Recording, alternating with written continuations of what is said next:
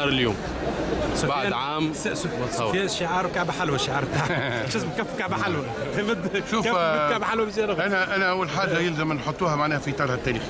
تعرف القرون ما تبداش بالسنه صفر، معناها مثال القرن التاسع عشر بدا بمؤتمر بعد حرب واترلو معناها ومؤتمر 815 في برلين. القرن العشرين بدا بالثوره اللي قامت في روسيا وغيره. القرن 21 بدا بالثوره التونسيه. القرن العشرين كذلك بدا بالثوره المكسيكيه والثوره الروسيه. القرن 21 بدا بالثوره التونسيه. الثوره التونسيه فتحت حاجه جديده، لانه في عالم عربي اسلامي اللي هو عاده عالم مبني على الجماعه ومبني على قيم العداله ومبني على الامه، يجي ثوره مبنيه على الفرد ومبنيه على الحريه ومبنيه على الكرم، وجات من بلد عربي اسلامي. والناس حتى في البلدان العربيه كانوا يقولوا التوانسه تميعوا والشعب التونسي، لكن الشعب التونسي قد الشيء يخدم في الداخل بتاعه. اليوم بعد الثوره يحس الواحد عن بنخوه الانتماء لهذا الوطن. علاش؟ لانه ثم امانه عطاوها الشهداء اللي هما اول ناس عطاوها الثوره، والثوره عملها الشعب التونسي وعملوها الشهداء وعملوها الجرحى زاده وعملوها ناس ما ينتميش لاي حزب ولا اي معناها تيار سياسي ولا اي برنامج ولا اي قياده.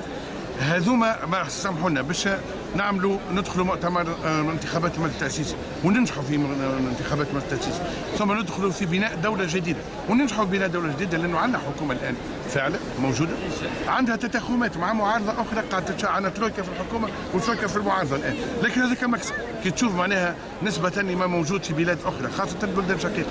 ليبيا معناها قلبنا دامع عليها لحد الان، سوريا شنو صاير فيها، مصر كذلك صاير فيها، اليمن.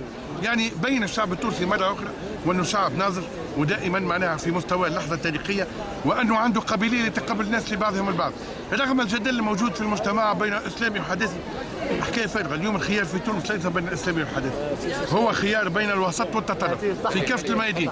كافة الميادين ثم تطرف إسلامي كما ثم تطرف علماني، واليوم الخيار الوسطي هو اللي يجب أن يغلب في تونس، وهذا موجود الآن. الحكومة الآن ينقذوا فيها ناس تتقلق، لكن كذلك هذه الحكومه يلزم ينقذها ويلزمها هي تتقلق ويلزمها هي تتفاعل كذلك. ولاحظنا في عديد الاوقات الحكومه اخذت اجراءات نقدوها تراجعت عليهم، واللي يتراجع مش معناها راهو ضعيف ولا غيره، هذاك علامه القوه. واليوم التوانسه الكل عائله واحده، ونشوفوا الاحتفالات تونس كامله اليوم قاعده تحتفل بنفس الطريقه، وما ثماش قبائل سياسيه، ثم الانتماء لسقف اللي هو تونس، واللي هي قلعه من قلاع العروبه وقلعه من قلاع الاسلام وقلعه من قلاع الثوره اليوم كذلك.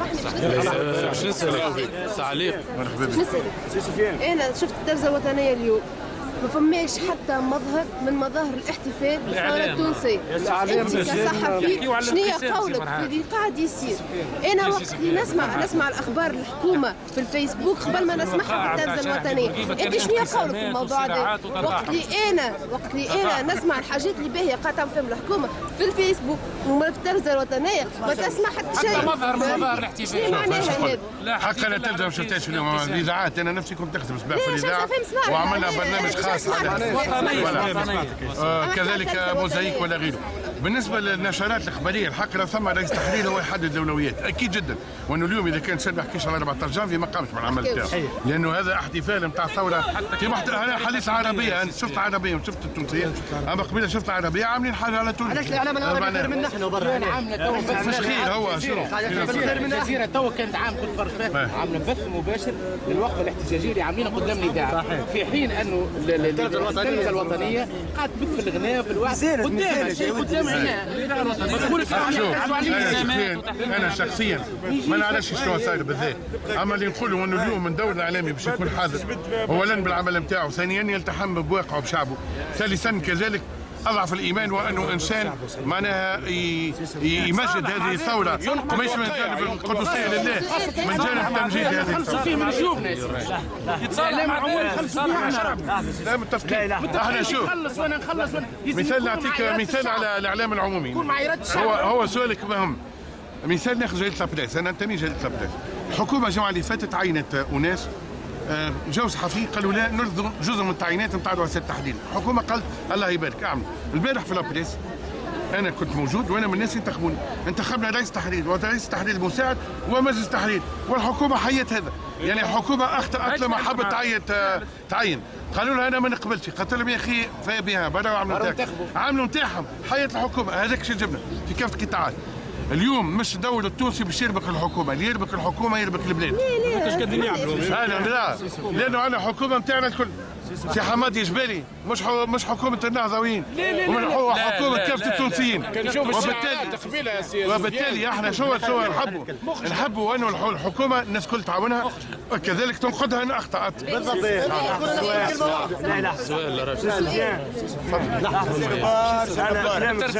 كلامك جميل.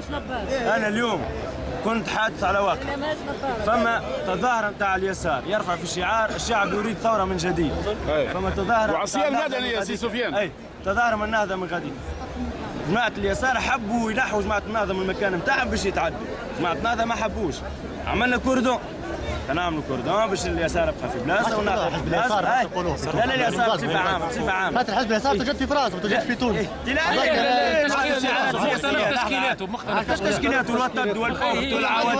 لحظه بشوي التشكيلات هذه لا شو اليسار بطرف كل الوطن والبوك والعواد والنقرود. انا عملنا كوردون قلنا انتم ابقوا في بلاصه وجماعه النهضه في بلاصه. اي اثناء يعني باش نحافظوا على الهدوء، باش نحافظوا على كل مجموعه في بلاصتها يصير استعمال العنف. انا واحد من الناس مرسل علي العنف من طرف اتحاد عام طلب التونسي لينات بتاعت تكسرت. علاش العنف بالشيء هذا؟ لا انا ضد العنف مهما كان. اذا كان انت كلامك جميل في الحوار الوطني لازم ناخذ يعني والحكومه هذه حكومه الشعب التونسي. علاش نرفع في الشعارات الشعب يريد ثوره من جديد ثم نرصف العنف الواقع؟ هو حر باش يرفع شعار، اما انا خلعت انا شخصيا. انا الحكومه هذه حكومه تونس الكل. علاش ما عندنا كان الحكومه هذه يجب الحكومه هذه تتصرف في ارباك في الشارع وقت الناس العنف اللي تجيبه. لا العنف مهما كان العنف اي اللي عملوا يعطيك الصحه. كل انسان استهدف في العنف ضحيه.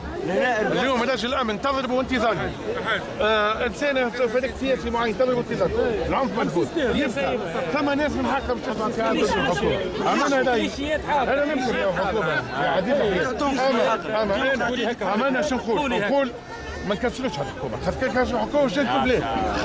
لانه عندنا احنا اليوم استيراد وتوريد وعماله يد عامله باش نتفاهموا معاها، وعندنا اتفاقيات دوليه وعندنا دويات وعندنا حاجات شكون ساير عليها؟ الحكومه الدوله. وهو الحمد لله علاش ثوره حتى فيلم العربيه رغم ما يقالوا عليه بين وانه ثم الدوله قائمه الذات، حتى كهربنا عليه ثم رجال وقفت ومؤسسات وقفت وسلمت الامور، ما خلتش ست كما في ليبيا ولا بلدان اخرى. الحمد لله دونك انا نرى ما شنو نرى ثم راديكاليه في الشارع والفعل يساوي رد الفعل صحيح. اما شنو اذا اقول لك حتى قواعد شباب النهضه الصغار خاصه عندهم ساعات حماس اللبنانيين لو مسيحيين ومسلمين مش هذا ما احنا كلنا مسلمين وصلنا صاروا دخلت الحرب هذه 75 50,000 مين 300,000 مجروح 400 كرهبه مفخره. الحرب كادت تتخذ بعد عالمي، لكن فيما بعد فهموا اللبنانيين وقعدوا يشجعون معنا وصلوا وعملوا اتفاق. اكبر شخصيه فئويه مع اكبر شخصيه مسيحيه واتفقوا مع بعضهم، ولبنان هذاك جنبها الحروب وجنبها القتال. احنا الحمد لله ما عندناش هذا، اما معناها يلزمنا نتعظوا بالتجارب ونقبلوا بعضنا. انا رايي تونس تقبل الحداثي والاسلامي وتقبل اليمين واليسار وتقبل الطوائف. انا خياري ماذا بينا حزب الوسط يغلب حزب التطرف، وحزب التطرف موجود في كافه في كافه الناس كلها، مش بتاع اليمين ثم تطرف يميني ثم تطرف يساري ثم تطرف ديني ثم تطرف علماني في تونس. حاجه الباهيه ولا الاغلبيه في الوسط؟ حاجه الباهيه ولا حاجه الباهيه الاغلبيه في الوسط؟ سامحني اسمعني نقول لك الاغلبيه في الوسط. الصحافه في القرن على اليمين برشا مش باهي مع اليسار برشا مش باهي. الصحافه في القرن ما يخافش على